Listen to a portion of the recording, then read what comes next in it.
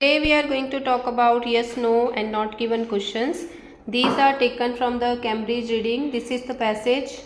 Passage, what is a port city? So we have the questions yes, no and not given. Let's discuss about it. First question is city cease to be port cities when other functions dominate.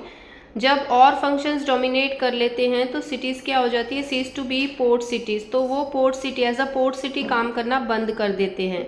ये answer no है। Here is the answer, a city में still be regarded as a port city, कहते हैं उसे अभी भी port city के तौर पे ही जाना जाता है when it becomes involve in a great range of functions not immediately involve with ships और डॉक्स। कहते हैं जब वो काफ़ी सारे फंक्शंस में इन्वॉल्व हो जाती है बट इमीडिएटली शिप्स और डॉक्स में नहीं इन्वॉल्व होती है तो उसे अभी भी एज अ पोर्ट सिटी ही माना जाता है। तो अकॉर्डिंग टू क्वेश्चन ये स्टेटमेंट ऑपोजिट है और आंसर नो है।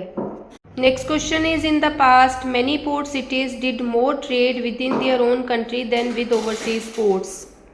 इन द पास्ट में many port cities did more trade, कहते काफ़ी सारी पोर्ट सिटीज़ ने अपनी कंट्री के अंदर ज़्यादा ट्रेड किया था as compare to the overseas port.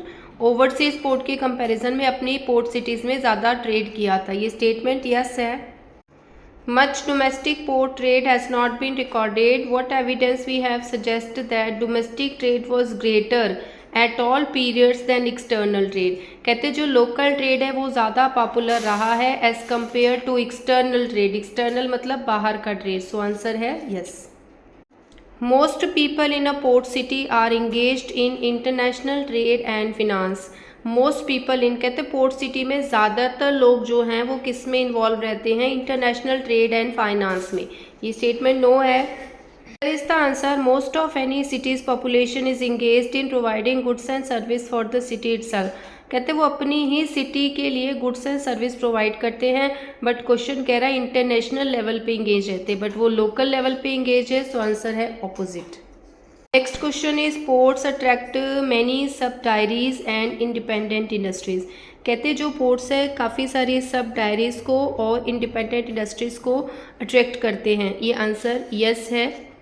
Here is the answer, ports take advantage of the need for breaking up the bulk material where water and land transport meet and where loading and unloading cost can be minimized। कहते हैं इन चीज़ों का जो ports है वो फ़ायदा उठा लेते हैं, मिनिमाइज्ड बाय, वो कॉस्ट कम की हो जाती है, रिफाइनिंग रॉ मटेरियल मिनिमाइज हो जाता है और turning them into finished good, और वहीं पे अपना सामान जो है वो तैयार कर लेते हैं। इसका मतलब कि जो सोलो इंडस्ट्रीज़ हैं, अकेली इंडस्ट्रीज़ है वो ज़्यादा अट्रैक्ट होती है इस तरफ।